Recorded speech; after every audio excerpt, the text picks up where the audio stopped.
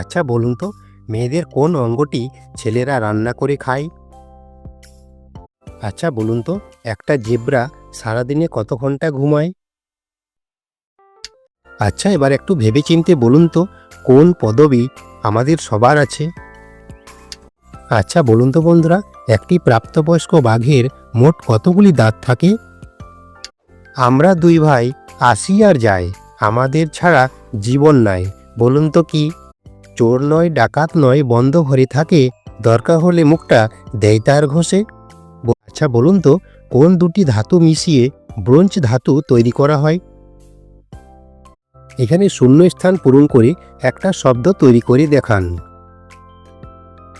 বাবা ছেলেরটা দেখতে পায়, কিন্তু ছেলে বাবারটা দেখতে পায় না। বলুন তো কি?